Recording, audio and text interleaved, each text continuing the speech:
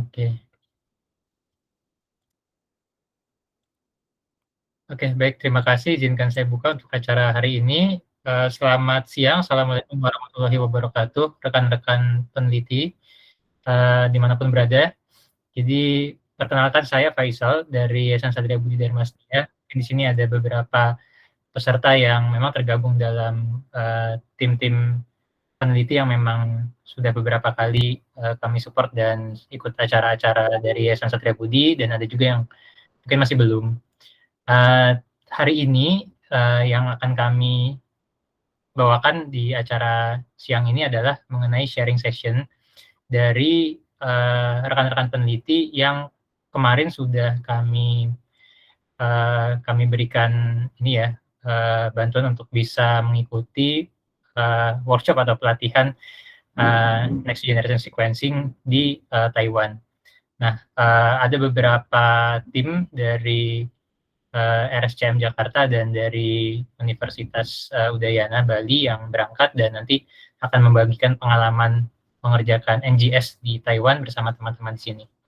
Jadi sebelum itu izinkan saya perkenalkan, kami di Yayasan Satria Budi Dharma Setia, yayasan yang bergerak untuk meningkatkan akses masyarakat Indonesia terhadap kesehatan dan pendidikan, di mana fokus kami di kesehatan salah satunya adalah meningkatkan kemampuan atau pemeriksaan genomik yang ada di Indonesia supaya bisa affordable dan accessible untuk seluruh masyarakat Indonesia.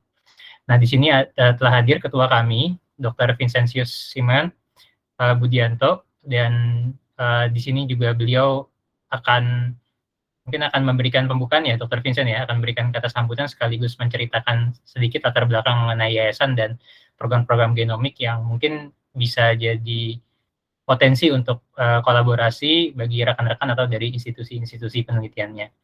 Langsung saja kepada Dr. Vincent, saya persilakan Dok untuk membuka acara.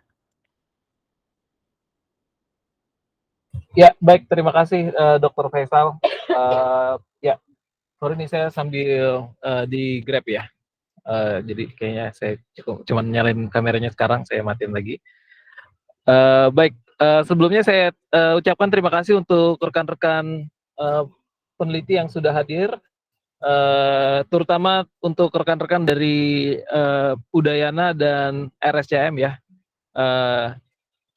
Jadi dan juga saya ucapkan terima kasih juga untuk rekan-rekan tim Omics ya di yayasan. Di yayasan kita ada tim Omics, ada Dr. Faisal, Rizka, Anti, mereka yang sangat berperan juga untuk dalam proses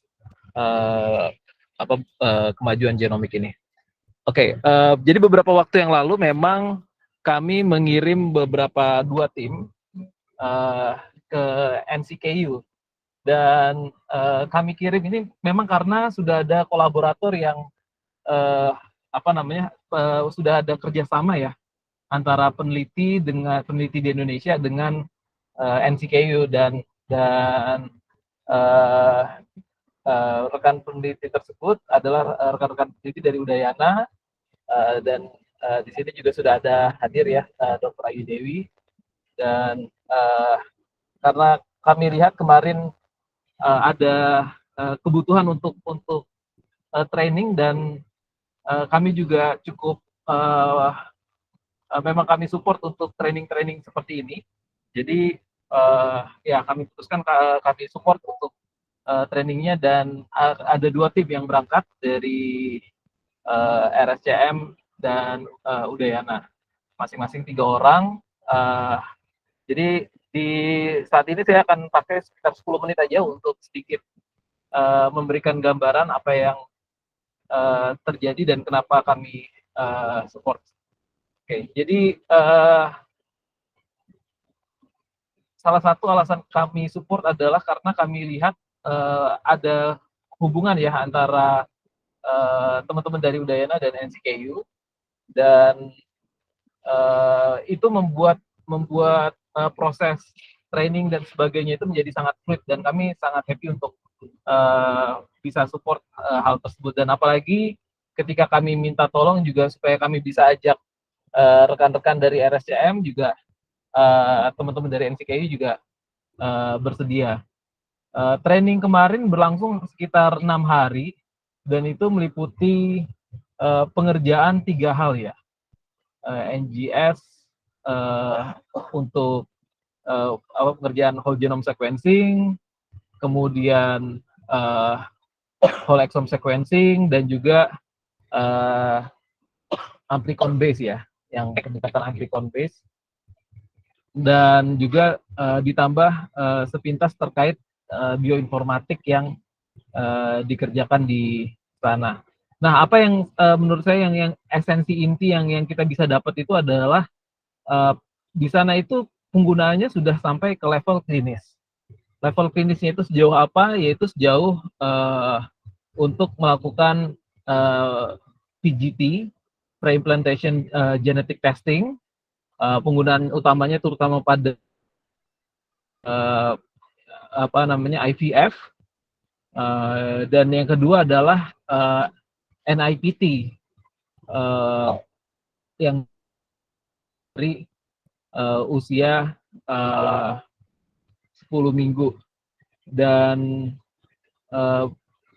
uniknya NIPT dan PGS di sana itu juga mereka menggunakan WGS dan WES yang bisa membantu juga mengganti fungsi karyotyping gitu, dengan melihat distribusi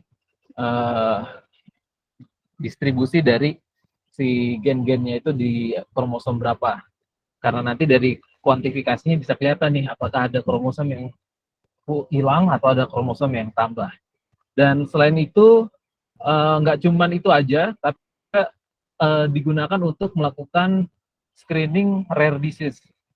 Jadi dari pendekatan amplicon base-nya itu bisa kelihatan untuk sampai ke titik juga point mutations ataupun yang mutasi yang besar. Saya kurang tahu, tapi yang jelas point mutation bisa dapat ya, karena mereka pakai amplicon base untuk melakukan screening untuk rare disease. Nah, 3 hal tersebut bisa dikerjakan dalam 1 kali running gitu. Jadi selain ada gunanya secara klinis, mereka juga sudah bisa running secara sangat, menurut saya sangat efisien gitu. Dan bagaimana cara mereka bekerja itu juga sangat mengagumkan ya, di mana mereka nggak tergantung ke vendor gitu. Jadi mereka tuh bisa mandiri sebagai kelompok peneliti yang memang bisa mengerjakan sesuatu dan menghasilkan suatu layanan gitu. Jadi nggak sebatas apa-apa dikerjakan oleh vendor, dan itu menurut saya pendekatan yang sangat luar biasa, karena hal tersebut bisa membuat laboratorium di sana menjadi hidup. Walaupun awalnya memang dibutuhkan funding dana bantuan ya untuk kick off, tapi untuk next-nya mereka bisa membuat suatu layanan yang berguna dan memang bermanfaat pakai gitu. Dan itu sebenarnya hal yang sebenarnya kami juga ingin capai. Nah, jadi secara garis besar di yayasan ini kan seperti yang saya sudah jelaskan sebelumnya di grup, kita akan ada ada 2 pendekatan yang kami akan kerjakan. Yang pertama adalah kita mau desentralisasi kapasitas sequencing. Jadi semua institusi penelitian yang kami support itu akan kami kirimkan yang versi yang low throughput sequencer, yaitu Pitu Solo dan Minayan gitu. Nah, alat tersebut kami harap bisa kita cari cara ya, yang jelas pertama memang untuk sequencing ya, tapi terlebih dari itu pertama itu memang untuk penelitian, tapi terlebih dari itu tentu penelitian ini perlu kita masukkan ke target akhirnya, yaitu ada sesuatu yang bisa bermanfaat bagi masyarakat. Nah, pendekatan yang selanjutnya adalah pendekatan yang centralized untuk high throughput. Jadi untuk kita dapetin data berkualitas dalam jumlah besar, itu kami akan siapkan 2 laboratorium yang memang akan bisa memproses gDNA yang dikirim, melakukan sequencing. Jadi di sana nggak akan ngerjain ekstraksi, tapi mereka hanya akan ngerjain sequencing dan library preparation. Tapi enaknya di sana adalah kita lagi kejar target untuk bisa menyentuh $1 per gigabase pair. kemarin saya udah diskusi dengan beberapa pihak dan ini sudah di depan mata ya untuk kita bisa dapat harga segitu. Jadi artinya kalau memang kebutuhannya cuma sekitar 2 sampai 3 juta, ya itu harga lead prep dan flow cell-nya targetnya ya satu dolar per gigabaseper, dan harapan kami yaitu akan membuka akses untuk berbagai macam penelitian dari rekan-rekan sekalian gitu. Dan jadi untuk yang skala kecil, untuk surveillance dan sebagainya itu bisa kita kerjakan secara lokal. Tapi kalau untuk yang beban gede, yang kita misalnya mau nge-WGS sekali running, sekali kirim misalnya 60 sampel, nah itu tentu ada satu tempat yang kita bisa dapetin data untuk ukuran jumbo tersebut. Oke, ya ini saya lihat udah lebih dari 10 menit gambarannya seperti itu, dan di sesi ini rekan-rekan dari Udayana dan RCM akan sharing yang kemarin didapat. Saya rasa akan jauh lebih rinci daripada apa yang saya sampaikan. Saya harap nanti di akhir kita bisa lanjut dengan sesi diskusi yang mungkin lebih teknis, dan ya buat kami apa yang kami support itu kami minta supaya bisa dibagikan secara luas. Demikian juga penelitian-penelitian yang kami support ya, makanya nanti akan ada keterbukaan informasi dan sebagainya yang dalam repositori yang akan kami siapkan supaya nanti bisa diakses oleh rekan-rekan peneliti di Indonesia. Oke, baik. Itu sedikit pembukaan dari saya. Saya kembalikan ke Dr. Faisal. Terima kasih. Oke. Ya, makasih Dr. Vincent. Jadi sekarang kita langsung masuk aja ke acara utama, sesi sharing oleh dua pembicara kita. Ada Dr. Ayu dan ada Mbak Mentari. Jadi ada dua topik sebenarnya yang akan dibawakan, di mana nanti Dr. Ayu akan bawakan tentang ini ya, penggunaan NGS pada kasus IVF ya, pre-implantation dan prenatal testing. Dan kalau dari Mbak Mentari akan bawakan untuk penyakit rare disease seperti skeletal dysplasia. Nah, langsung saja nanti kalau ada pertanyaan dari rekan-rekan semua boleh disampaikan di kolom komentar atau chat. Jadi akan bisa kita dijawab oleh rekan-rekan narasumber setelah selesai sesi sharingnya. Setelah itu juga nanti kita akan ada sesi diskusi juga. Apabila dari rekan-rekan semua juga ingin bertanya secara langsung live juga akan kami persilakan.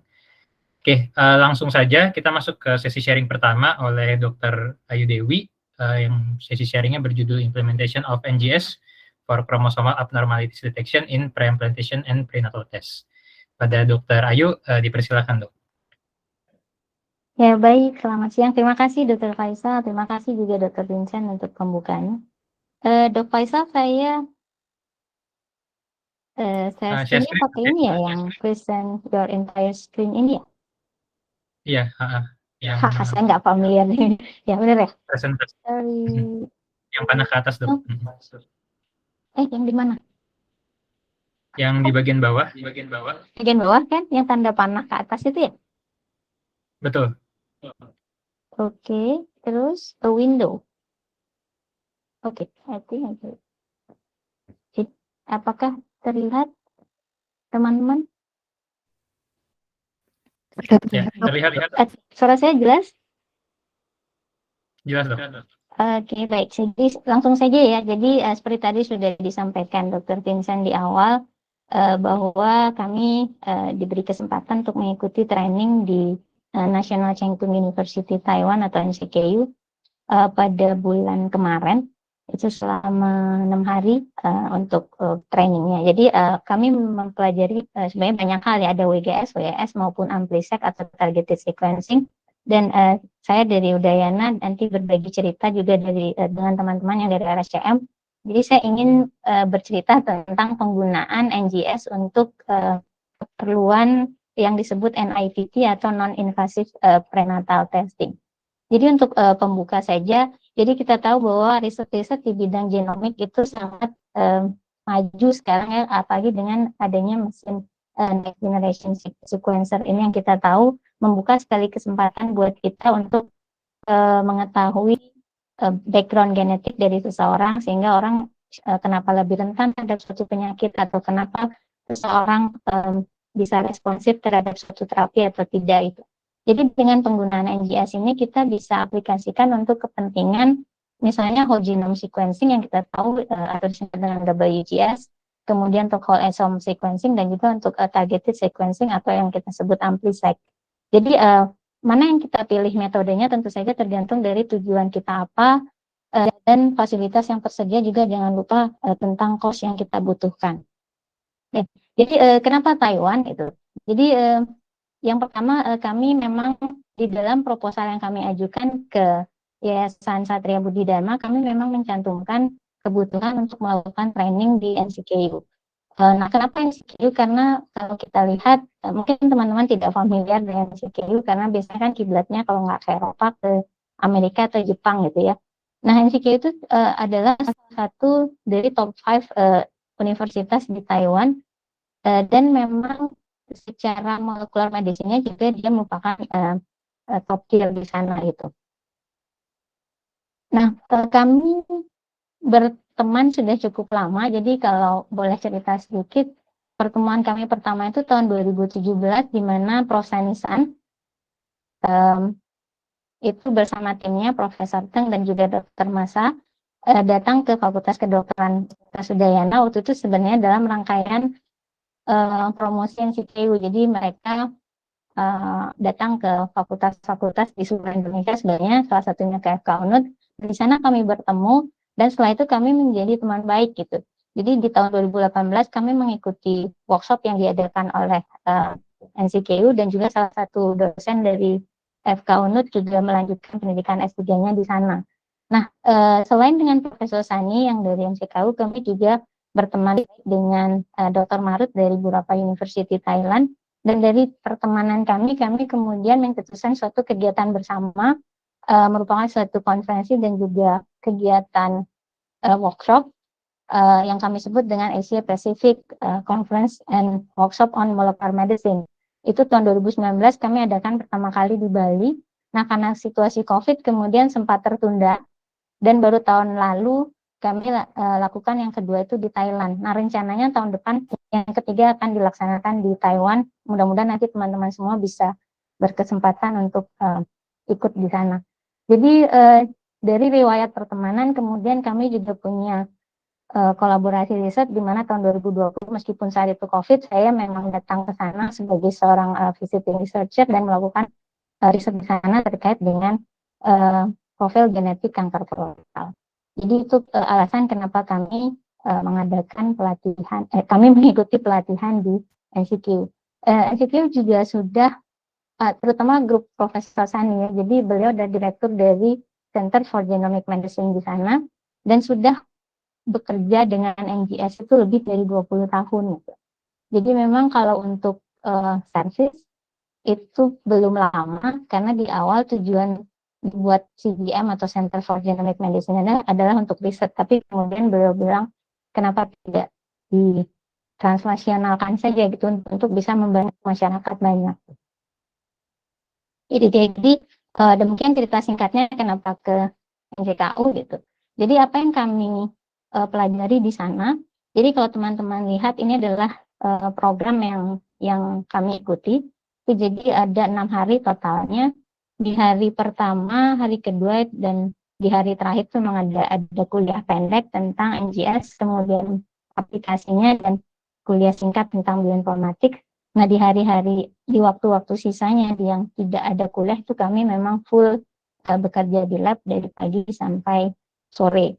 Jadi kalau teman-teman lihat di sini, di hari pertama kami melakukan ekstraksi dari DNA genomik yang kemudian kami gunakan untuk melakukan whole genome sequencing, dan juga untuk melakukan ampli-seq atau targeted sequencing.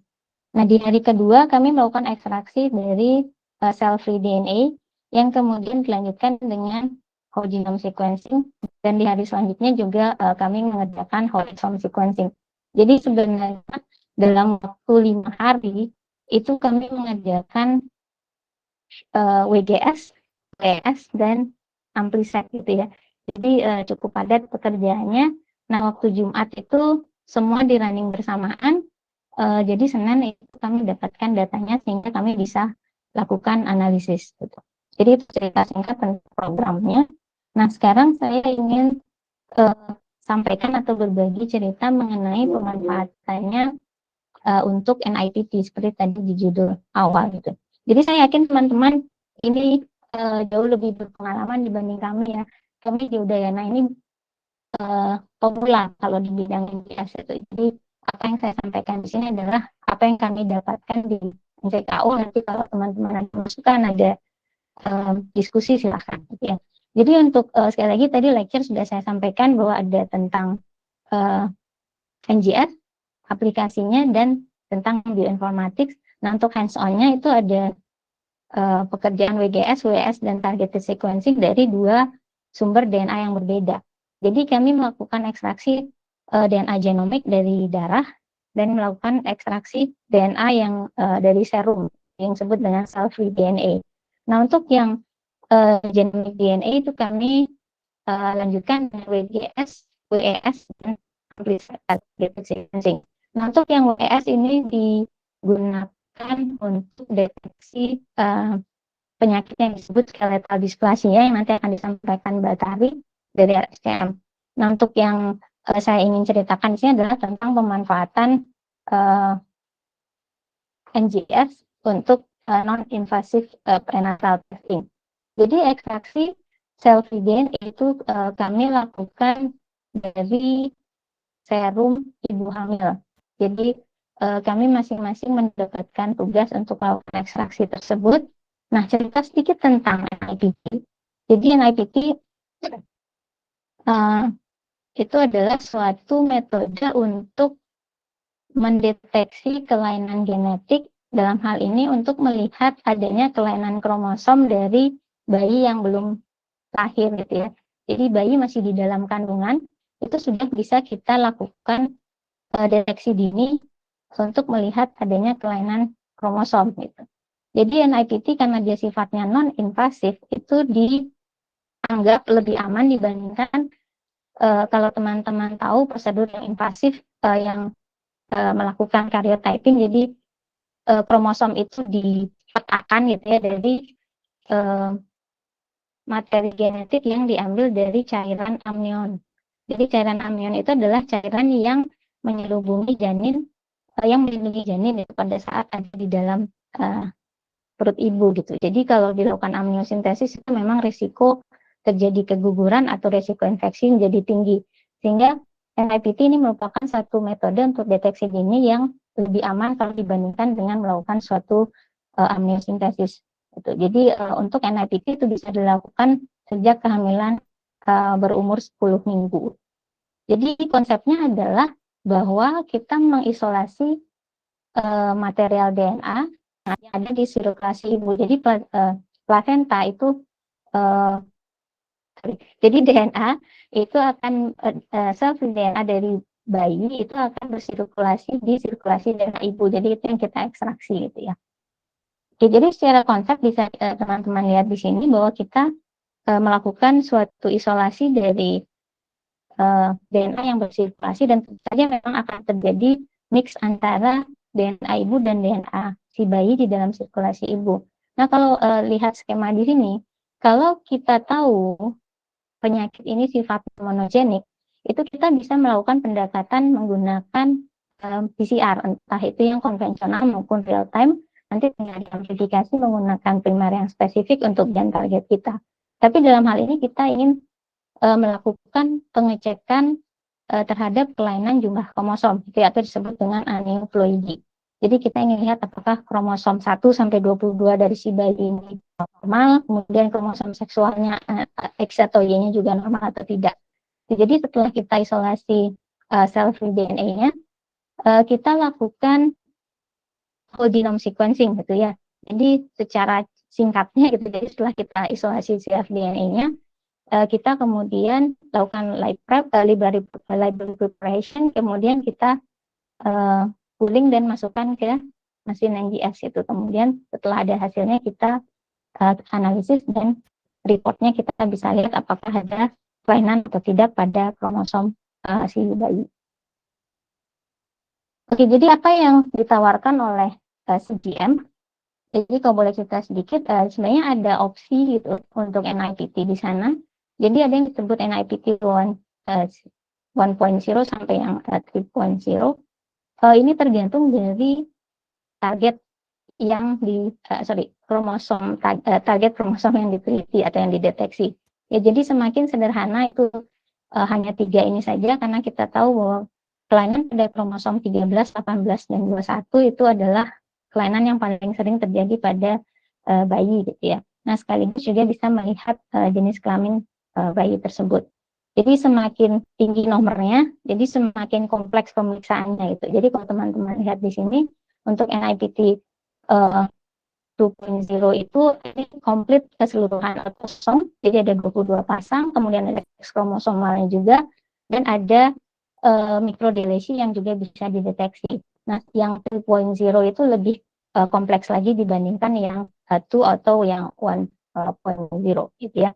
Jadi yang kami kerjakan itu adalah yang pertama, yang paling sederhana.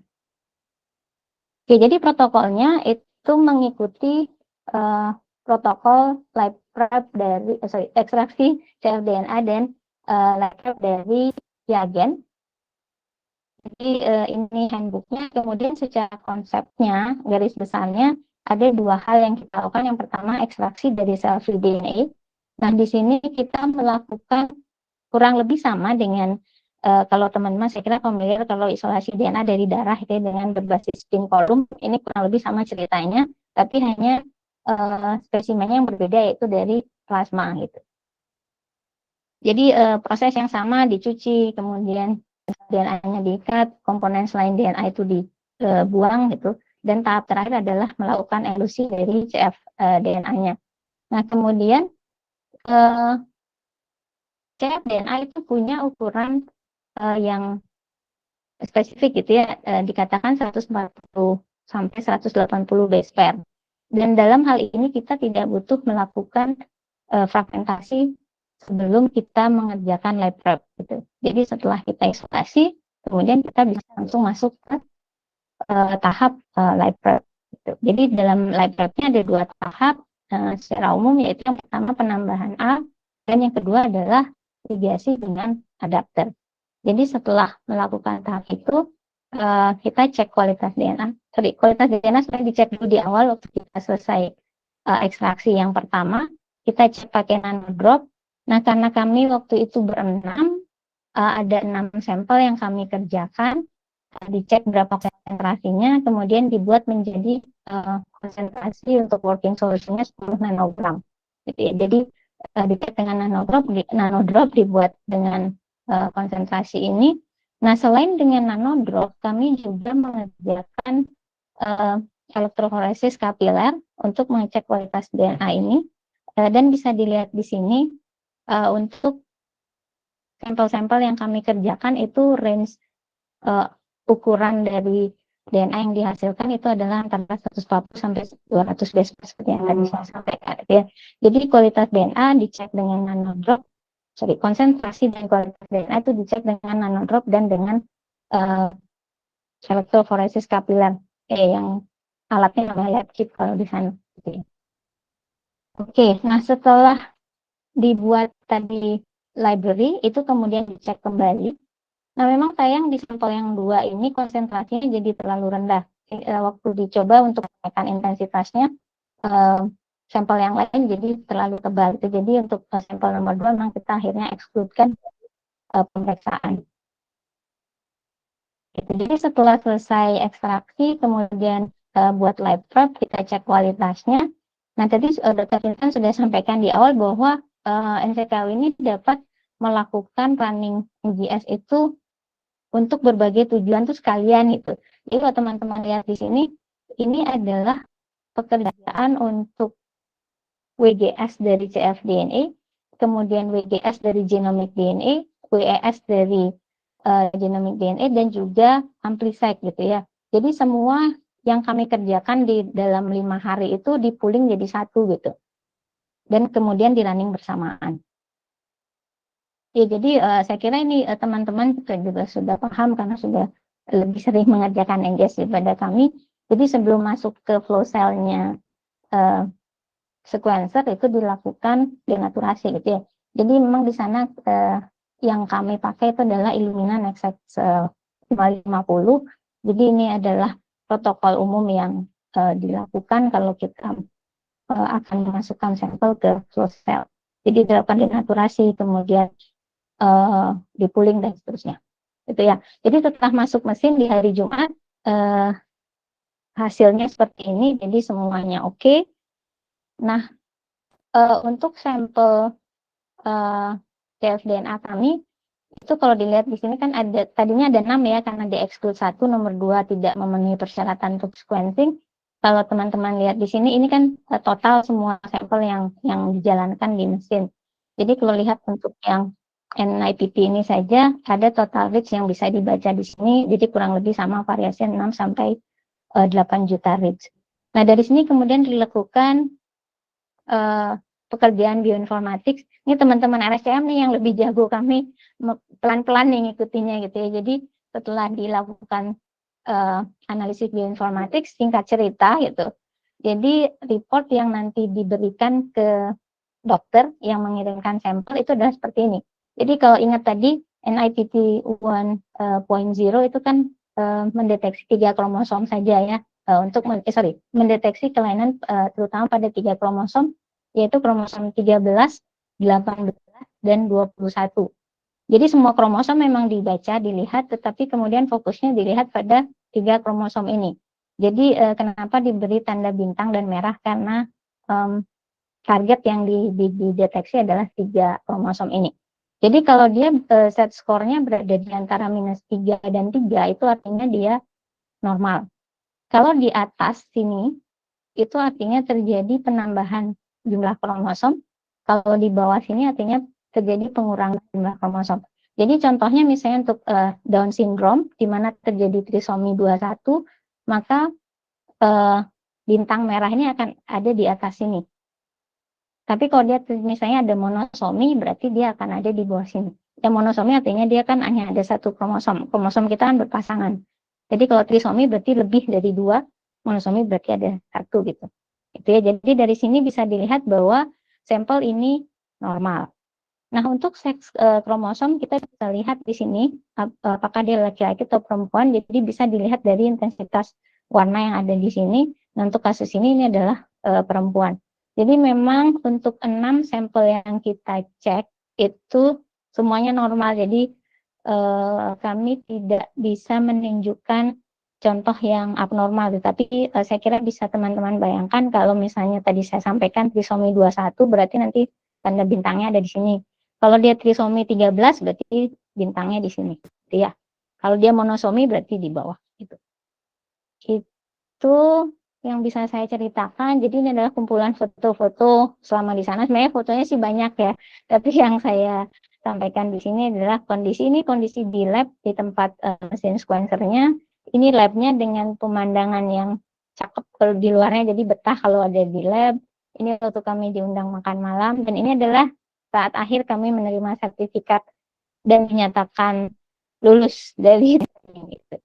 Jadi demikian yang bisa saya sampaikan. Terima kasih banyak, dan saya yakin semua setuju bahwa kalau kita memang benar-benar ingin belajar, itu kita harus terlibat itu. Karena kalau cuma dikasih tahu kita akan lupa. Kalau kita diajarin mungkin kita ingat itu. Tapi kalau kita sendiri mau belajar maka kita harus terlibat. Baik, demikian yang bisa saya bagi. Terima kasih banyak untuk perhatiannya. Oke, terima kasih banyak Dr. Ayu di share tadi ya. Suara saya feedback ya Dok? Ya. Oke. Jadi mungkin kita bisa langsung ya ke pembicara kedua.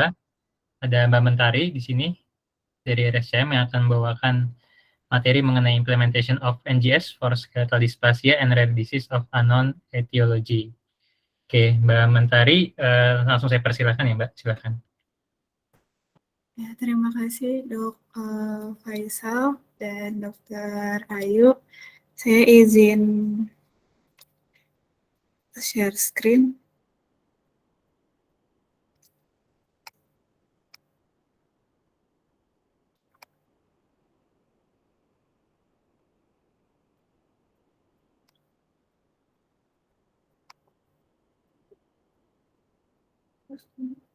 Apakah sudah terlihat slide-nya ya?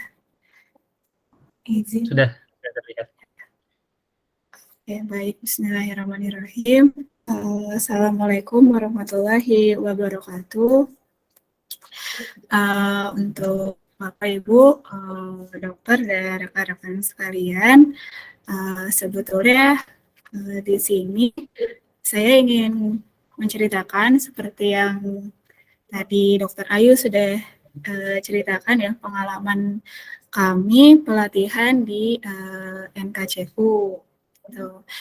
Nah, untuk mengawalinya, saya berterima kasih juga kepada tim dari Udayana, Dokter Ayu, di sini ada Bu Nani dan ada Bu Komang, atas kesempatannya untuk memperkenalkan kami dari tim RSCM dengan pihak NKCU dan juga untuk Dokter Vincent yang ikut menemani dan yayasan YSDS sehingga pelatihan ini bisa terlaksana. Nah, di gambar ini izinkan saya perkenalkan di tim RSM sendiri yang ikut pelatihan ada Nabila dan juga Mbak Mei. Terus kita berkenalan dengan teman baru, ada Associate Professor dari NKCU, Prof. Masan, dan ini ada Dr. Alat yang menjadi instruktur atau mentor kami selama pelatihan di sana. Jadi kalau bisa dilihat teman-teman dari RSM ini anak-anak muda. Jadi bayangannya Bapak Ibu dan dokter sekalian yang hadir mungkin jauh lebih berpengalaman dibandingkan dengan kami, tapi harapannya sharing atau cerita kami ini bisa ada yang jadi masukan gitu ya, atau ada manfaat yang bisa diambil untuk diaplikasikan di laboratorium masing-masing. Seperti itu, dan atau menjadi bahan diskusi yang bersifat dua arah. Nah, terima kasih juga untuk laboratorium Profesor Sani gitu ya, yang banyak mengajari kami seputar implementasi NGS di klinis. Gitu. Jadi tadi sudah dijelaskan panjang oleh Dokter Ayu juga gitu ya. Apa saja ya secara garis besar yang kami dapatkan. Jadi waktu kami pertama kali datang ke NKCU, ke laboratorium Profesor Sani gitu, pasti awalnya kami diperkenalkan dengan dasar-dasar teknologi sequencing, dan yang kita tahu teknologi sequencing ini bukan teknologi yang benar-benar baru gitu ya, tapi perkembangannya sampai saat ini sangat pesat dari mulai generasi pertama shotgun sequencing ada Sanger, sampai sekarang sudah ada generasi ketiga yang berbasis long range sequencing. Nah, tentunya dalam memilih platform sequencer apa yang mau kita pakai gitu ya, brand apa yang mau kita pakai itu tergantung terhadap kebutuhan dan cost yang kita punya. Nah, di Profesor Sani ini sudah rutin digunakan dan sudah dikembangkan menggunakan platform NGS. Nah, setiap platform sequencing itu juga punya pendekatan sequencing yang bisa digunakan. Dan mungkin tidak sama gitu ya. Kalau kita pakai Sanger sequencing misalnya karena low throughput mungkin tidak akan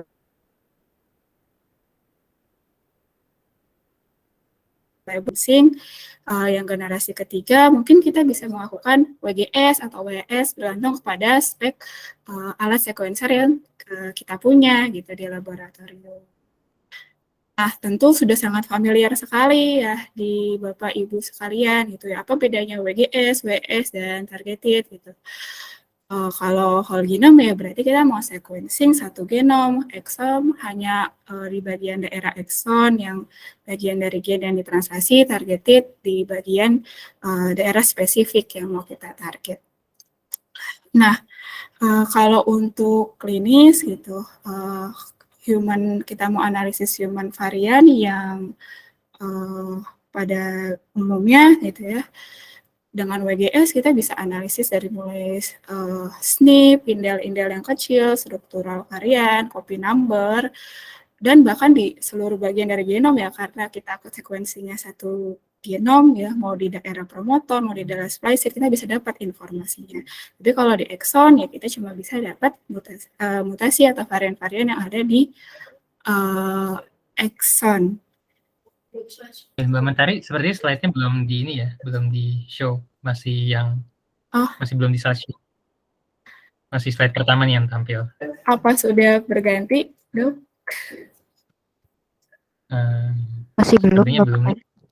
Mungkin seperti ini saja ya, biar bisa dilihat.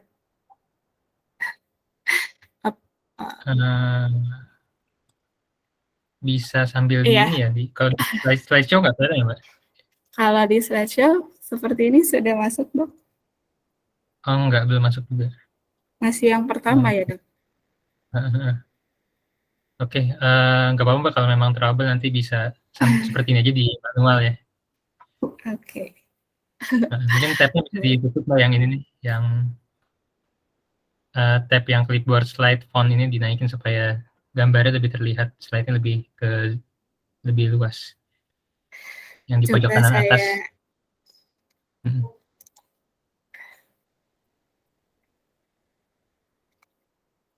Mohon maaf, mungkin seluruh layar saja. Boleh. Biar terlihat. Oke, kalau begini apa?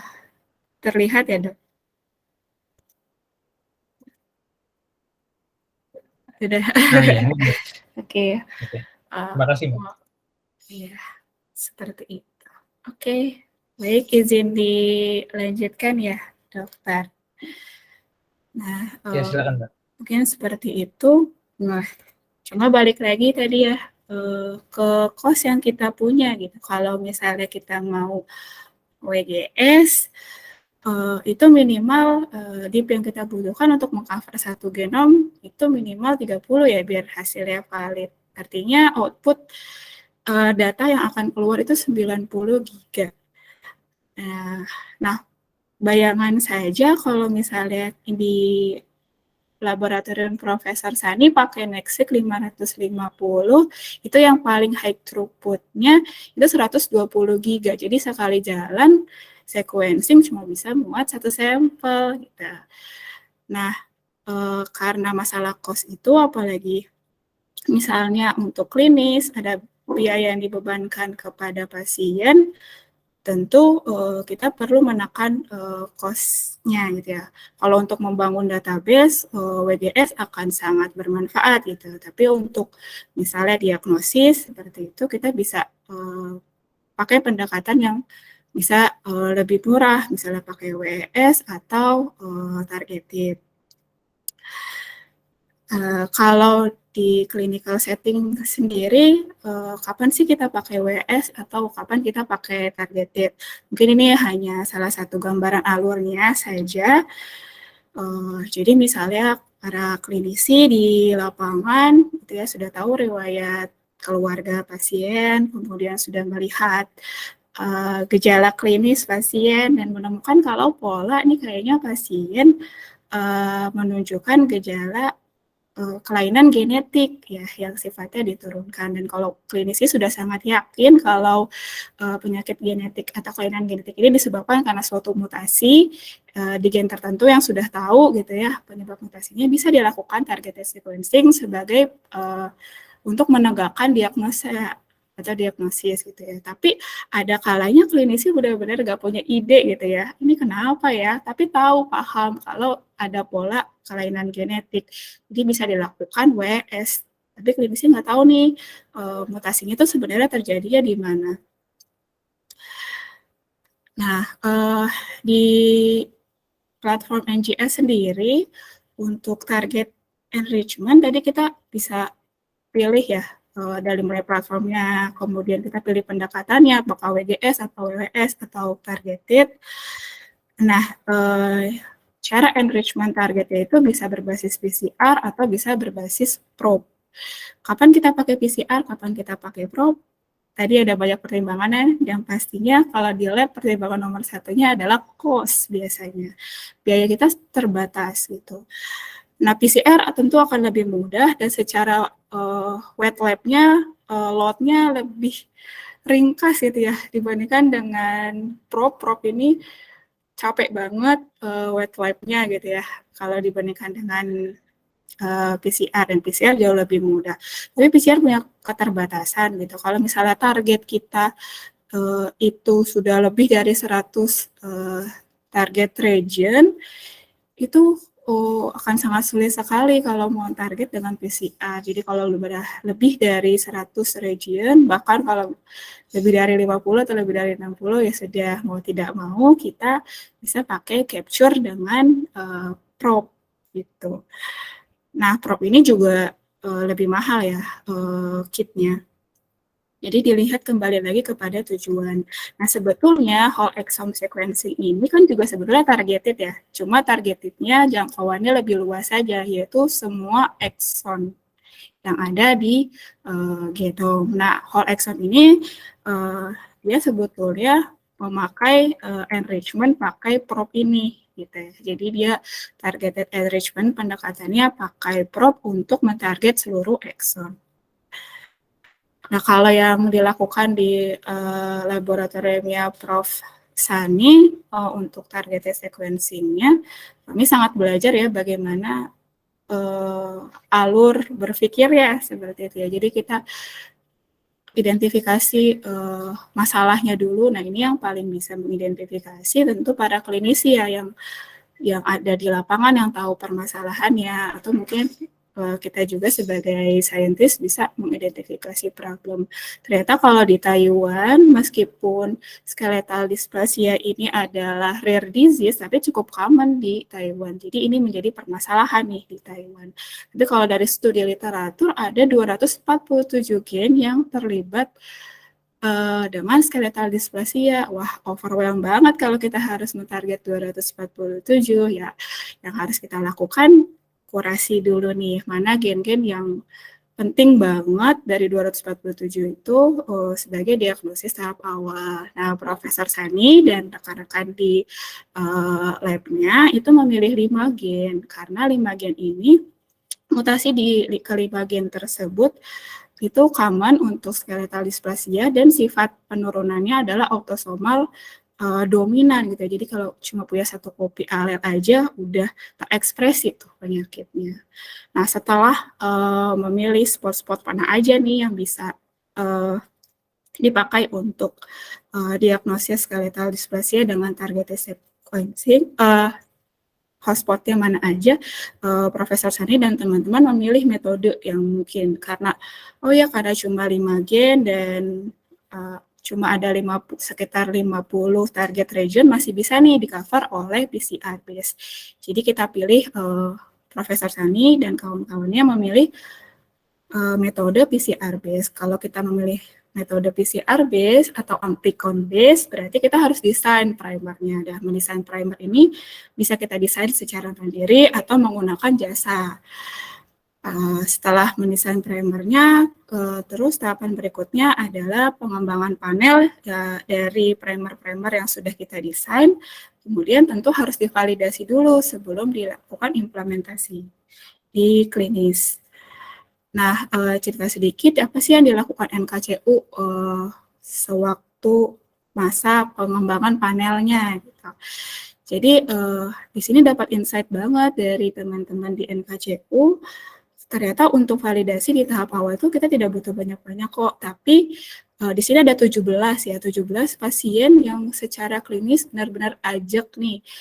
Kalau pasien-pasien ini memang menderita skeletal dysplasia.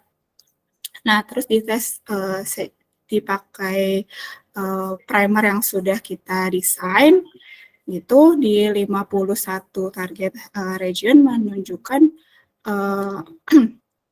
pola yang mirip. Artinya primer yang kita desain itu punya reproduksibilitas gitu ya. Jadi uniform ini menunjukkan reproduksibilitas, berarti bisa digunakan. Kemudian teman-teman dari NKCR itu tidak hanya menguji atau memvalidasi panelnya atau desain primernya, tapi juga memvalidasi pipeline dari bioinformatics-nya. Gitu. Nah, walaupun di sini gambarnya contoh dari pipeline bioinformatik dari NIPT ya, tapi maksudnya menggambarkan kalau NKCR itu tidak hanya mengetes primernya saja, tapi juga pipeline dari bioinformatika. Misalnya kalau di skeletal dysplasia, dia itu kan rare disease. Jadi nanti untuk analisis variannya, itu harus tools yang sensitif untuk analisis varian untuk rare disease gitu. Jadi harus divalidasi juga. Nah, kalau di WS waktu itu kita sangat terharu sekali waktu mendengarkan cerita dari Profesor Sani ya. Mungkin dari Dr. Ayu juga ya, tim dari Udayana dan tim RSM dan juga Dr. Vincent waktu itu menurut saya sih slide ini waktu dijelaskan Profesor Sani benar-benar mengharukan. Jadi WS ini gimana nih ceritanya tadi kan untuk di sini tulisannya unknown causative mutation. Jadi ini ceritanya ada sepasang suami istri, kemudian mereka punya anak yang anaknya terkena skeletal dysplasia. Terus pas istrinya hamil anak kedua waktu di USG, ternyata bayinya ini mengalami kelainan pada perkembangan skeletal bone-nya yang lebih parah, menunjukkan yang gejala yang lebih parah daripada anak yang pertama. Nah, tapi mereka pernah melakukan uji genetik itu, mereka nggak ada mutasi di dua gen. Ini adalah dua gen yang common untuk skeletal dysplasia. Mereka tidak ditemukan mutasi di dua gen itu. Jadi mereka kebingungan, ini apa sih gitu. Mereka udah diuji untuk common gen skeletal dysplasia tapi nggak ditemukan mutasi di sana. Akhirnya mereka pergi ke labnya Profesor Sani. Nah, mereka memutuskan untuk mengaborsi anak keduanya, tapi sempat diambil materi genetiknya yang anak keduanya. Kemudian sepasang suami istri tersebut dan juga anak keduanya yang diaborsi, dicek WES, dilakukan analisis varian, dan ternyata kedua orang tuanya, sepasang suami istri ini merupakan carrier dari dua gen ini. Yang ini adalah gen yang rare gitu ya, untuk mutasi skeletal dysplasia dibandingkan dengan tadi. Kalau tadi yang targeted 5 gen umum skeletal dysplasia itu. Dan sedihnya memang anak yang keduanya ini mendapatkan alel yang mutasi ya dari kedua orang tuanya. Jadi memang menunjukkan gejala yang sangat parah. Nah, yang mengharukan adalah saat program untuk anak ketiga, pasang suami istri ini memutuskan untuk IVF dan melakukan tes PGT dulu untuk embrio dari anak ketiganya. Dan alhamdulillah didapatkan nih embrio yang carrier sih, tapi fenotipnya kan insya Allah normal gitu ya. Dan pas lahir normal, udah senang banget pasang suami istri ini mengirimkan fotonya ke Profesor Sani. Jadi waktu cerita ini benar-benar sangat mengharukan. Nah, itu mungkin perbedaannya dari targeted dan juga WS seperti itu. Nah, kalau untuk workflow-nya untuk AmpliSec, jadi ya intinya kita punya isolate DNA, kemudian kita PCR pakai primer yang udah kita desain. Nah, nanti kalau di Illumina nama kitnya itu untuk yang amplicon base itu AmpliSec gitu ya. Nanti ada bagian sekuen dari primer ya yang dipotong, kemudian library preparation seperti biasa ya, penempelan adapter. Adapter ini penting ya supaya nanti mesin sequencing kita bisa mengenali ya si DNA-nya yang mau di sequencing. Di adapter juga kalau kita mau sequencing banyak sampel sekaligus supaya bisa dibedakan satu sampel dengan sampel lain, ada barcode-nya di adapternya. Untuk proses library preparation-nya terdiri dari ligasi adapternya, purifikasi, kemudian amplifikasi, dipurif lagi, baru dimasukkan ke dalam mesin. Nah, yang penting juga adalah QC-nya gitu. Jadi karena kita tahu skip sequencing sekali naik sequencing itu kan mahal gitu ya. Jadi kita nggak mau nge-sequencing sia-sia. Jadi kita memastikan kalau library DNA kita kualitasnya baik. Nah, kalau QC, tahapan QC-nya ada di beberapa titik. Kalau kita habis isolasi DNA mungkin bisa pakai nanodrop aja gitu ya. Tapi kalau kita mau untuk QC hasil DNA library kita sebelum masuk ke mesin itu mau nggak mau harus pakai qubit yang lebih sensitif karena kita butuh perhitungan yang presisi untuk memasukkan ke alat sequencing. Kemudian di sini juga butuh analisis fragment analisis. Sebetulnya ini bisa pakai banyak metode ya, elektroforesis yang biasa, elektroforesis kapiler, bioanalyzer atau tap station yang teknologi paling mutakhirnya. Cuma kalau misalnya di sini sih kita dapat insight kalau misalnya di lab belum ada alat L4 atau belum punya alat bioanalyzer atau tap station dan tap station atau bioanalyzer terlalu mahal untuk dibeli seperti itu, bisa elektroforesis kapiler yang kalau mereka pakai merek PubChip itu menjadi pilihan. Gitu. Kalau dibandingkan dengan L4 biasa ini lebih cepat gitu ya, dan kita nggak perlu nambah beli gel dock gitu ya. Kalau kita L4 biasa, waktu pengerjaannya kan akan lebih lama ya di wet lab-nya, terus kita harus beli gel docknya juga, terus harus pilih try gel dock yang sesuai dengan gel day kita dan lain-lain. Jadi pilihan saja mana yang lab kita bisa bisa punya gitu ya cost atau budgetnya. Dan ini lebih ekonomis sih dibandingkan kalau pakai tap station untuk consumable ya. Nah ini tadi hasil nanodropnya, kemudian ini hasil fragmen analisisnya. Kita memang pengen di daerah sini, gitu ya, di antara ukuran 200 sampai 300 ya. Jadi hasilnya cukup baik mungkin selain hasil DNA library yang sampel G3 ini.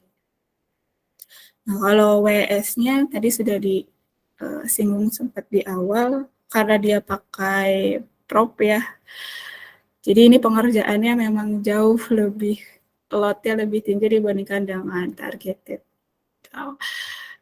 Intinya kalau di WS itu ada pre-capture, jadi kita isolasi DNA-nya, terus di sini ada fragmentasinya kita secara mekanik, konsepnya pakai konsep sonikasi sebetulnya. Kalau Bapak Ibu atau dokter punya sonikator di lab itu biasanya kita pakai tabung Falcon 1,15 mili atau 50 mili. Dan di sini ada tabung khusus yang kecil, berarti di sonikator buat tabung yang ukuran kecil banget gitu. Nah, tabung khusus dari ini alatnya namanya Covaris, tapi metodenya sebetulnya metode sonikasi ya untuk fragmentasi si selnya. Nah, setiap ukuran dari tube-nya itu sesuai kebutuhan kita juga. Kalau di sini target kita 400 base pair, itu ada ukuran tabungnya tertentu. Jadi intinya DNA kita difragmentasi, dipotong-potong, terus library preparation sama seperti sebelumnya ditempelin adapter atau kalau ada barcode-nya adapter plus barcode gitu. Nah, habis itu library dari masing-masing sampel kita itu di-pooling jadi satu, dan total library DNA-nya itu 1,5. Nah, habis itu kita lakukan hibridisasi, tambahin probe-nya, biarkan diinkubasi, biarkan sampel dan probe-nya terhibridisasi. Kemudian selanjutnya adalah proses capture-nya. Nah, meng-capture daerah-daerah exon tadi ya, terus baru di sequencing. QC-nya kurang lebih sama gitu ya, ada kita analisis konsentrasi, terus analisis fragmen analisisnya juga. Nah, ini hasilnya kalau jadi habis difragmentasi, kita ngelakuin fragmen analisis. Biasanya kalau hasil dari yang udah difragmentasi emang normal smear kayak gini. Yang penting daerah-daerah tebal itu ada di daerah 200 sampai 400. Itu udah daerah yang kita mau, hasilnya baik gitu. Terus ini untuk hasil dari pre-capture. Nah, yang di sini kita analisis konsentrasi dan juga fragmen analisis. Ini udah cukup baik ya, sesuai dengan target kita. Nah, di sini sebelum kita pooling, kita qubit dulu. Nah, sebetulnya harusnya di protokolnya maksimal volume itu 45, tapi kita 49. Dari sana sih nggak masalah. Tapi kalau misalnya lebih dari 50, misalnya ada trouble, itu ada troubleshoot-nya kok di protokolnya. Nah, kalau setelah post capture, ini hasil dari bioanalyzer-nya, dan ini normal ya. Jadi normalnya seperti ini. Ini daerah yang kita target. Kalau yang ada di sini terlihat ada peak yang naik, ini biasanya adalah primer dimer. Gitu. Jadi kalau ini bagian yang nggak terfragmentasi. Jadi ini adalah gambaran yang normal. Artinya library kita baik dan bisa lanjut ke delay sequencing. Nah, ini tadi yang udah diceritakan juga oleh Dr. Ayu ya, yang sangat insightful sekali. Ternyata kita bisa masukin, kalau dulu di bayangan saya kalau mau library untuk WGS aja semua, atau WS aja semua, tapi ternyata bisa dicampur jadi satu. Nah, di sini yang unik adalah mereka memberikan rasio. Nah, ini rasio ini tuh hasil dari optimasi lab mereka. Misalnya untuk WGS, ini tuh WGS untuk PGT. Kenapa sekali satu flow cell bisa banyak WGS? Dan mereka pakai low coverage WGS ya. Jadi mereka udah optimasi nih, WGS tadi kan 3 giga basa ya kalau untuk manusia. Berarti kalau coverage-nya 1 kali aja, berarti kita harusnya butuh 3 kali 10 pangkat 9. Tapi mereka cuma menyediakan 6 juta basa. Jadi satu ini nilainya 6 juta basa. Jadi benar, jadi sekitar 0,0001 kali gitu ya. Itu jadi itu sudah hasil dari optimasi mereka, dan lab kita juga bisa melakukan itu ya dengan melakukan optimasi sendiri di lab kita. Terus mereka bisa pooling untuk WGS dan WS sama pooling untuk amplisec-nya. Karena yang amplisec itu sangat kecil. Nah, kemudian di sini prosedur yang bisa teman-teman cari tahu ya di protokolnya Illumina. Nanti mungkin kalau ada yang mau ditanyakan bisa ditanyakan. Nah, hasilnya dari sequencing kita cukup sangat baik ya. Jadi ini yang pas filter ya, cluster yang lolos filter ya. Jadi ada di atas 90%, terus yang kualitas basanya Q30 itu ada 87% dengan rata-rata quality score-nya 33, jadi sangat baik. Nah, terus hasilnya juga memuaskan ya. Tadi untuk WGS PGT kan itu kita mau 6 juta basa ya, tapi hasilnya rata-rata 9 juta basa, jadi lebih dari harapan kita. Jadi alhamdulillah hasil sequencing-nya baik. Mungkin ini cerita sedikit saja karena mungkin sudah lewat dari jam 3 ya. Jadi kalau dari bioinformatiknya, mereka punya server fisik ya yang mereka taruh di suatu tempat. Gitu. Jadi mereka cerita punya 8 server yang mereka dedikasikan untuk analisis bioinformatika. Kemudian mereka menggunakan sistem network system SSH, jadi ada banyak sih sistem-sistem lainnya, tapi mereka menggunakan SSH. Jadi dengan SSH ini memungkinkan kita bisa connect ke server dimanapun gitu ya, tidak harus dekat sama si servernya. Jadi bisa remote gitu. Nah, kemudian aplikasi yang digunakan untuk mengakses SSH ini yang mereka perkenalkan ada MobaXterm. Jadi MobaXterm ini aplikasi terminal. Terminal itu adalah tools kalau kita mau command line di Linux, nama toolsnya adalah terminal gitu. Jadi MobaXterm ini menyediakan akses ke kita untuk mengakses SSH, terus nyambung ke server kita dengan interface yaitu command line Linux gitu. Nah, ini bisa dipakai di komputer dengan OS apapun, misalnya Windows gitu. Nah, kalau dari mereka sendiri untuk computing power-nya mereka cerita, jadi untuk satu servernya aja core CPU-nya 24, RAM-nya ada 96 sih. Jadi RAM section untuk file-file yang sementaranya ada 32 GB ya kalau kita lihat di sini. Nah, ini cukup powerful computing power-nya karena mereka sudah melakukan untuk analisa yang rutin. Kalau kita belum punya se-powerful ini ya tidak masalah gitu ya untuk awal-awal. Tapi karena mereka sudah rutin seperti itu. Nah, kalau untuk pipeline-nya sendiri Eh, ini kira-kira masih ada waktu atau tidak ya, Dok? Boleh Dokter silakan Mbak. Faisal. Ini lagi bagian yang seru-serunya soalnya nih di informatik. Jadi silakan dilanjut nggak apa-apa. Ya, baik. Mungkin ada ya 2 slide lagi. Jadi kalau untuk WES-nya, ini kan kita sudah library preparation seperti itu ya. Nanti yang keluar dari mesin sequencer-nya itu adalah file FASTQ. Jadi sebetulnya di sequencer itu akan mengubah file image ke file FASTQ. Nah, kalau Bapak, Ibu, atau dokter sekalian familiar dengan file FASTA, jadi file FASTQ itu FASTA plus quality di setiap bahasanya. Ya, nah, file FASTQ yang kita dapatkan, yang keluar dari mesin sequencer kita itu bisa kita cek kualitasnya pakai misalnya salah satu di sini pipeline-nya dia pakai toolsnya Trimomatic. Jadi nanti kita keluar file HTML bisa kita buka pakai web browser di laptop kita masing-masing gitu. Terus kita lihat nih misalnya kan kita targetnya adalah Key30 gitu. Nah, ini ada yang lewat dari Key30 bisa kita potong gitu. Jadi kita trim, kemudian kita cek lagi kualitasnya udah bagus atau belum. Nah, kalau udah bagus bisa lanjut ke tahap berikutnya yaitu kita alignment. Jadi alignment itu karena di sini ada sampel manusia, kita udah punya reference genomnya gitu. Jadi kita nge-align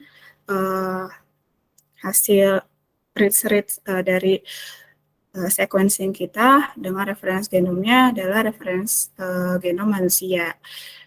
Nah, habis itu nanti bentuk hasil alignment-nya file dalam format SEM.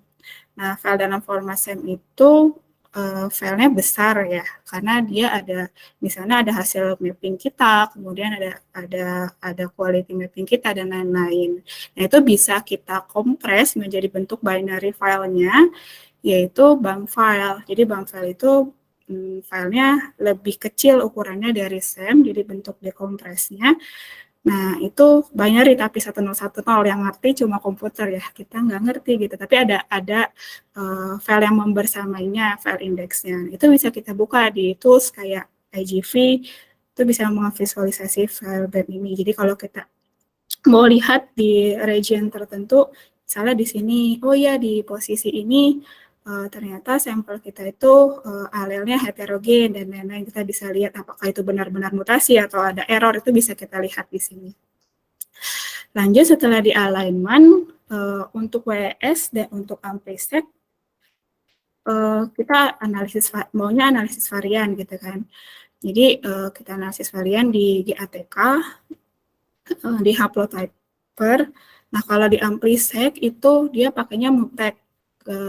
Sebetulnya GATK juga tapi yang MUTEC gitu ya. Karena tadi AMPLISEC kita tadi untuk skeletal dysplasia yang rare disease gitu ya. Tapi kan kalau di WS ibaratnya kita nggak tahu mutasinya di mana gitu ya. Jadi kita pakai GATK, habis itu hasilnya filenya berupa VCF. Nah, si file VCF ini isinya adalah varian-varian yang ada di dalam sampel kita yang dimiliki oleh sampel kita.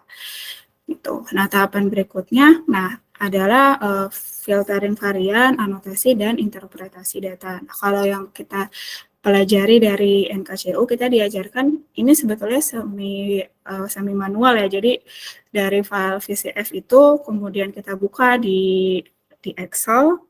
Nanti kita filter variannya. Nah, filter variannya bisa dari apa? Misalnya tadi kan kita maunya rare disease. Nah, mereka udah punya optimasi nih. Rare disease itu kan biasanya alelnya itu frekuensi di secara globalnya itu kurang dari 1% ya.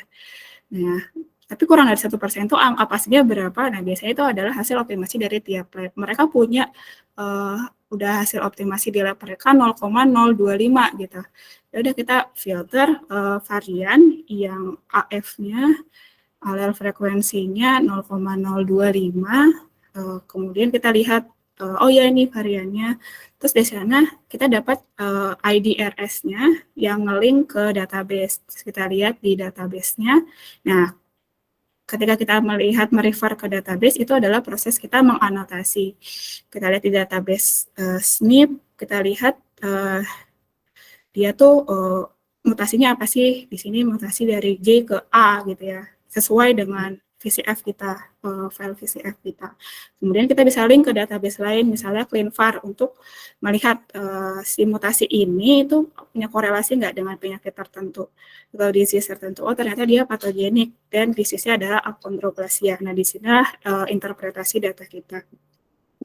Nah, yang saya pelajari proses filtering varian dan anotasi ini bisa dilakukan secara otomatis juga ya, dengan tools yang baik, yang gratis gitu ya, atau yang berbayar gitu. Jadi bisa saja kita anotasi dulu baru kita filter, seperti itu. Dan proses filtering dan anotasinya adalah sebetulnya proses yang krusial ya, krusial di tahapan ini, karena ini yang menentukan kesimpulannya apa gitu ya, yang menentukan diagnosis dari si pasiennya. Jadi kalau di tahap awal dulu pernah dapat insight juga, di tahap awal kita subscribe misalnya tools untuk filtering atau anotasi yang berbayar itu tidak apa-apa, kemudian setahun gitu ya, supaya ada jam terbang untuk memfilter varian dan menganotasi sekaligus mengoptimasi karakteristik di lab kita. Kemudian baru kita bisa melakukan filtering varian dan anotasi secara mandiri, misalnya menggunakan tools-tools yang memang gratis. Tapi kurang lebih prosesnya adalah seperti itu. Jadi kalau dari sini hasil diagnosanya pasien itu achondroplasia. Mungkin itu mohon maaf kalau misalnya ada kelebihan waktu dalam presentasi ini.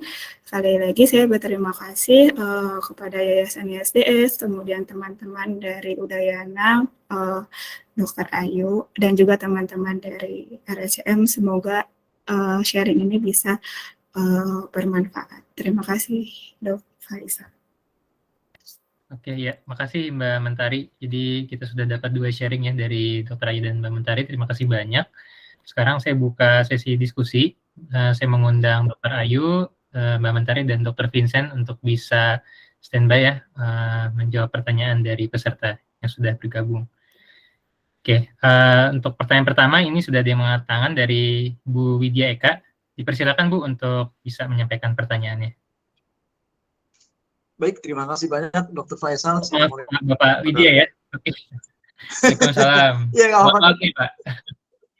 Silakan Pak Widya. Menarik sekali ya tadi presentasinya. Terima kasih banyak Dr. Ayu dan Mbak Mentari.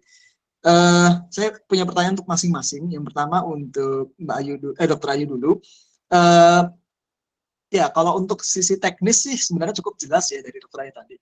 Yang saya penasaran itu adalah mereka punya nggak ya kriteria pasien atau ibu hamil yang diajukan untuk screening NIPT. Apakah semua ibu hamil pada akhirnya akan di screening NIPT dengan level yang paling sederhana tadi yang dijelaskan tadi, atau ada kriteria-kriteria tertentu di mana mereka ya anggap aja kalau misalnya di Indonesia itu kan tujuannya pelayanan ya, ada nggak yang bisa kita ajukan ke BPJS supaya ini bisa masuk dan di cover gitu untuk kasus-kasus seperti apa gitu.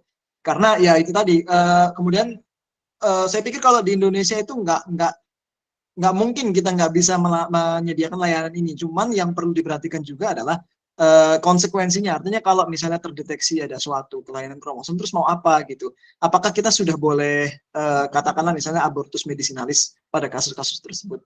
Gitu. Mungkin itu yang menjadi kekhawatiran banyak pihak juga kalau kita menyediakan layanan ini.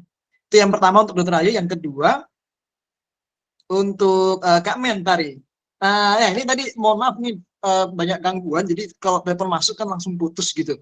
Mungkin tadi sudah jelaskan, tapi barangkali boleh nggak diulas sedikit tentang cerita yang skeletal dysplasia tadi itu sebelum memutuskan untuk dilakukan whole exome sequencing, ada nggak mereka melakukan screening dengan pemeriksaan apa dulu gitu? Apakah misalnya mereka kromosomal microarray dulu atau apa gitu?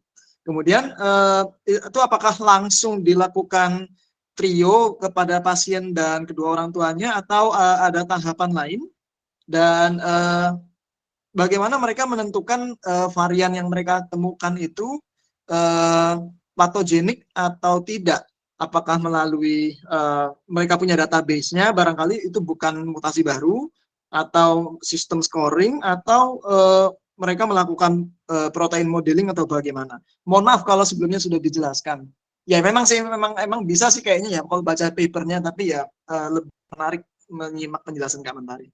Terima kasih, Dok. Oke, ya, makasih Pak Widya. Mau siapa duluan yang jawab? Dr. Ayu atau Mbak Mentari dulu? Boleh deh, saya dulu ya, Mbak Tari. Silakan, Dr. Ayu. Ya, terima kasih tadi Mas Widya. Jadi kalau ditanya siapa yang boleh melakukan NIPT, itu sebenarnya kalau kita lihat indikasinya itu kan pada ibu hamil yang punya risiko tinggi gitu, misalnya umur di atas 35 atau punya riwayat kehamilan sebelumnya yang diketahui ada kelainan abnormalitas kromosom pada bayi, atau ibu-ibu yang khawatir akan kehamilannya gitu, ada riwayat abortus dan segala macam. Dan juga buat ibu-ibu hamil yang memang ingin tahu apakah ada kelainan pada bayinya atau tidak. Jadi tetap ada indikasi-indikasi yang kurang lebih sama dengan kondisi kita di Indonesia. Nah memang kalau sudah tahu terus gimana itu ya, memang itu jadi pertanyaan semua orang kayaknya kalau melakukan pemeriksaan. Nah sekali lagi untuk NIPT itu adalah suatu screening ya, jadi suatu cara untuk mendeteksi lebih awal apakah ada kelainan kromosom atau tidak pada bayi yang dikandung gitu. Jadi kalau ditemukan ternyata dia high risk gitu ya, akan tetap diperlukan tes yang sifatnya konfirmatori. Jadi dalam hal ini tetap diperlukan ada suatu metode karyotyping atau dilakukan suatu CGH array atau komparatif genomic hybridization itu misalnya yang mau dilakukan, atau pakai karyotyping tapi tentu saja dengan melakukan amniosintesis. Nah itu memang butuh kesepakatan antara klien atau pasien dengan dokter gitu. Nah kalau memang ternyata hasilnya kemudian positif, terjadi trisomi gitu atau terjadi kelainan pada kromosom, nah balik lagi akan ada konsultasi atau diskusi antara dokter, pasien, dan mungkin dalam hal ini diperlukan juga seorang konselor genetik gitu. Jadi keputusan akan tetap di tangan si pasien gitu. Mungkin itu yang bisa saya jawab, Mas. Ya, terima kasih banyak Dr. Ayu. Mudah-mudahan dengan ini kita bisa segera masuk program ya. Ya, amin. Semoga. Oke, ya, makasih pertanyaannya. Boleh dilanjut silakan dari Mbak Mentari untuk jawab pertanyaannya Pak Widya. Ya, izin menjawab. Sebetulnya Dr. Widya ini dokter RSM juga, jadi saya sebelumnya sudah kenal juga dengan kenal baik dengan Dr. Widya. Dan Dr. Widya ini Dok Ayu belajar juga nih tentang konselor genetik. Jadi mungkin bisa banyak nih sharing sama Dr. Widya juga. Jadi kalau dari mungkin izin ada slide yang saya tampilkan lagi.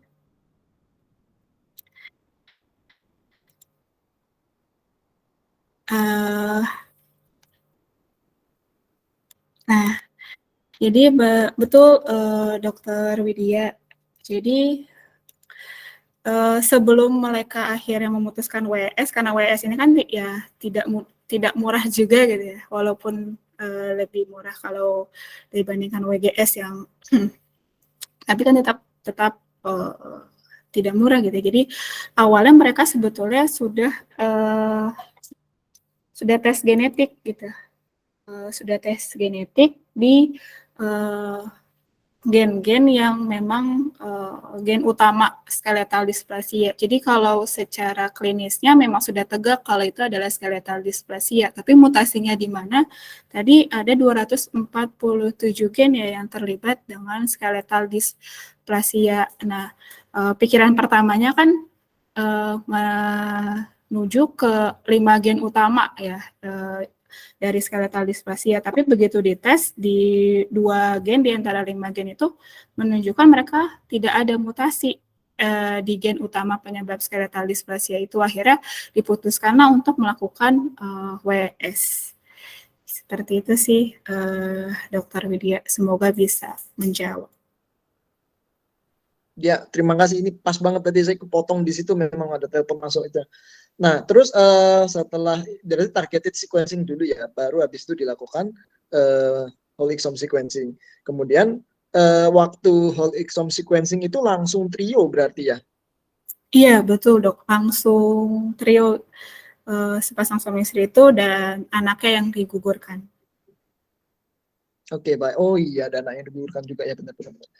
Oke. Terus kalau begitu mereka, bagaimana mereka menentukan bahwa varian yang itu kan pasti kan banyak tuh ya varian-varian yang ya katakanlah unknown significant gitu ya. Ini sebenarnya varian baru atau mereka udah punya database-nya sih?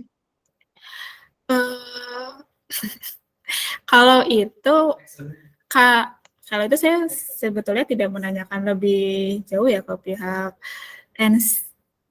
NCKU ya. Takut salah lagi. Iya, Tapi ini hasil ini sih nge-refer ke database global ya. Kalau mereka udah punya varian, biasanya kita nge-refer ke kayak ke NCBI, ke ClinVar, ke OMIM. Jadi database yang memang sudah terbuka secara global dan bisa diakses. Seperti itu dan ditemukan di gen ini gitu, dan gen ini memang ternyata punya afiliasi dengan skeletal dysplasia juga. Seperti itu sih dok, cuma mungkin memang bukan gen yang umum seperti col 1A1 gitu sih dok yang saya paham. Oke, siap. Terima kasih banyak Kak Mentari.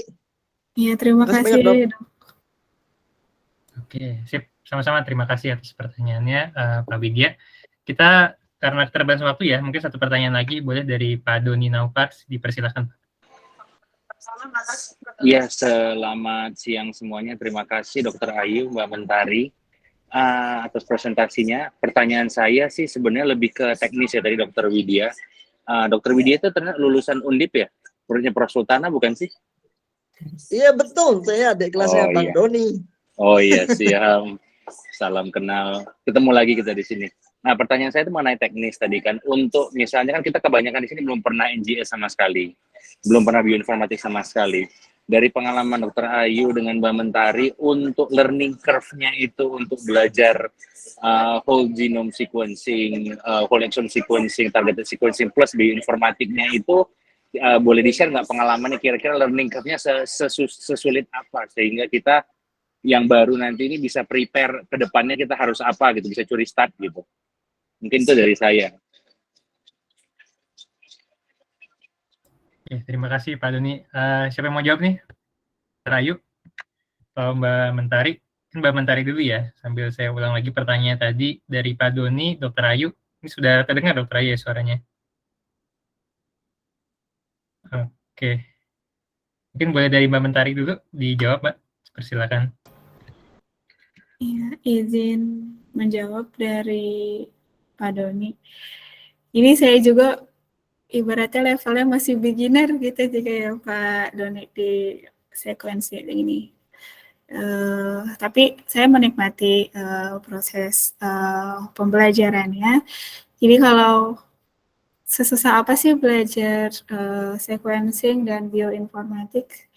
Kalau untuk wet lab-nya sendiri, kalau mungkin teman-teman dokter, Bapak Ibu sekalian, misalnya sudah terbiasa di laboratorium molekuler, sebetulnya tidak banyak hal baru gitu ya. Jadi kalau biasanya kita sudah ketemu mikropipet, kemudian sudah ketemu alat PCR, sudah ketemu alat sentrifugasi, saya sudah kenal, sebetulnya tidak ada hal yang benar-benar baru gitu ya. Dari situ kita cukup mengikuti protokolnya gitu. Paling kayak WS ternyata wet lab-nya sangat cukup melelahkan gitu, misalnya seperti itu. Butuh hitung-hitungan jam kerjanya. Nah, kalau dari bioinformatika sendiri memang kalau dari pengalaman saya gitu ya, coba-coba belajar bioinformatik, memang ya namanya belajar hal baru butuh waktu. lebih panjang di analisanya memang di bioinformatics ya. Untuk orang-orang yang kayak saya basisnya adalah biotek dan biologi, kita harus kenal istilah-istilah IT, harus belajar gimana sih caranya bercengkrama, mengobrol sama komputer gitu ya dengan bahasa-bahasa komputer, sekaligus mempelajari statistik karena dasarnya semua ini kan adalah statistik juga gitu ya, jadi biostatistika dan juga harus kenal tools-toolsnya dan lain-lain gitu. Jadi itu suatu proses belajar, tapi kalau yang dari saya pahami akan lebih mudah jika kita membagi resource kita antara yang bertugas di laboratorium sebagai wet lab guy-nya gitu ya, dan juga yang memang bertugas untuk analisanya. Itu akan mempermudah sih. Kita juga tidak bisa mempelajari semuanya gitu, dan wet lab guy itu juga banyak perannya gitu ya. Kalau misalnya kita di labnya aja memang begitu, tapi akan ada banyak optimasi dan lain-lain. Nah, itu juga penting nih punya salah satu orang yang memang ditugaskan di wet lab gitu. Dan kalau kita masih banyak belajar sih, saya lebih suka misalnya banyak diskusi dengan teman-teman. Makanya kalau yayasan punya banyak link gitu ya untuk teman-teman kolaborator dari riset, kita saling belajar dan saling berbagi, itu sangat menyenangkan, apalagi yang memang sudah punya pengalaman lebih banyak di bidang sequencing yang di bagian analisis datanya, dan juga mungkin mengundang pada pakar-pakar. Nah, itu kita bisa banyak belajar dari situ. Mungkin itu sih dari saya, Dok Faisal. Oke, makasih Mbak Mentari. Dr. Ayu sudah bergabung, Dok?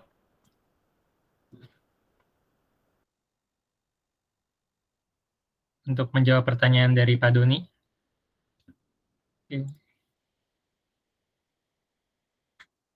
Oke, sebenarnya Dr. Ayu baru bisa ini ya menjawab melalui chat. Mungkin saya tambahin sedikit untuk pertanyaan Pak Doni, Dr. Faisal. Silakan Dr. Vincent. Ya, jadi sekali lagi dari yayasan kami siapkan support untuk kalau memang ada kebutuhan dari rekan-rekan peneliti untuk yang pertama terkait bioinformatik itu terkait course online on demand, misalnya yang ada di Udemy ataupun di Coursera. Kalau memang ada yang dibutuhkan, kita siap support buatkan akun dan nanti teman-teman bisa akses kursus tersebut lewat akun-akun yang kami siapkan. Itu satu. Kemudian yang kedua, kita juga akan siapkan cloud computing ya. Jadi kita akan pakai cloud di Google Cloud yang kita udah pakai sejak 2016 untuk ngerjain analitik tersebut gitu. Dan terakhir seperti yang tadi saya sebutkan di awal, kita sedang siapkan next step. Jadi kita kemarin saya baru diskusi dengan teman-teman di BJMGI, kita akan siapkan ada 80 orang yang kita akan bagi beberapa kloter untuk kita kirim untuk short course di Shenzhen di BJI Institute untuk dua-duanya, wet lab dan dry lab. Dan kami akan prioritaskan untuk mereka yang punya kolaborator dari sana. Gitu. Jadi kami dorong untuk bisa segera, kalau memang sudah punya kolaborator dari BJI atau dari teman-teman di RRT, nah itu akan masuk ke dalam program tersebut. Dan itu nanti pokoknya nggak usah khawatir lah untuk berbagai pengeluaran itu akan udah di cover gitu. Ya, jadi kurang lebih itu support yang kami siapin. Dan ya kurang lebih seperti itu. Nanti akan ada beberapa course-course bioinformatik juga yang lagi kita siapin nih. Jadi nanti setelah ada course online on demand, tentu ada course ya. Tapi itu akan jauh lebih spesifik ya.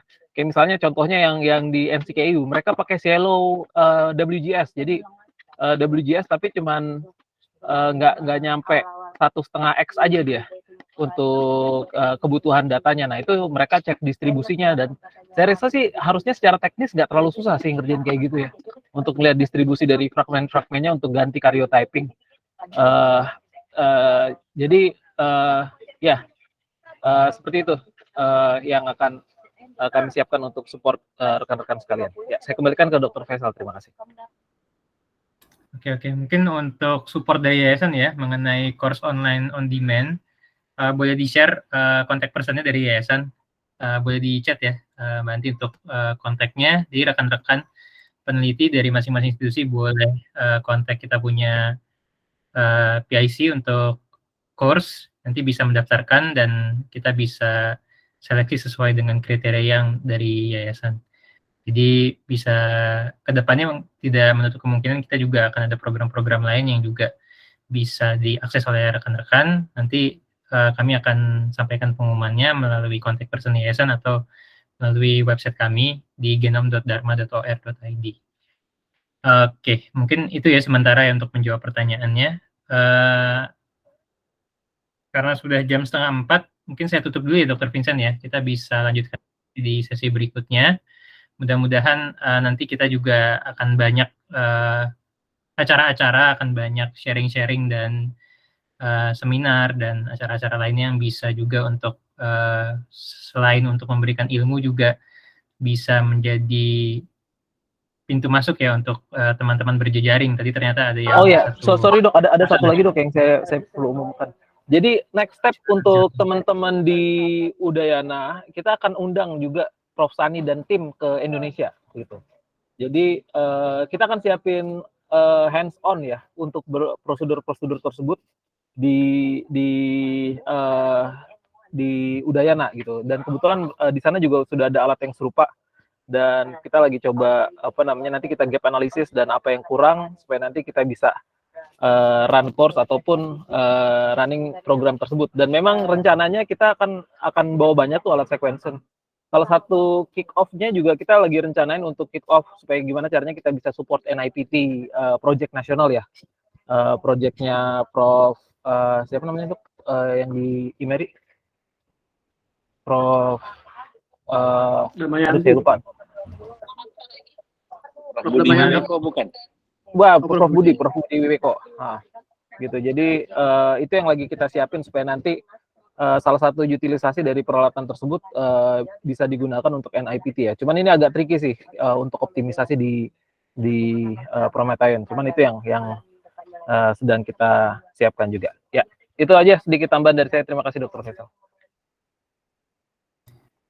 Ya, oke, kita sudah di penghujung acara. Terima kasih banyak untuk rekan-rekan semua yang telah bergabung. Dari kami, Yayasan mungkin ada penutup dulu nggak dok yang mau disampaikan sebelum kita closing? Terima kasih. Dari saya kurang lebih seperti tadi ya. Jadi target kami adalah pertama kita mau bangun bank data genomic reference untuk Indonesia. Kita lagi uji untuk kita upayakan untuk $1 per gigabase per. Kalau kita bisa capai itu, kita bakal punya slot sekitar 50.000 ya, setara 50.000 human WGS kalau negosiasi ini berhasil ya.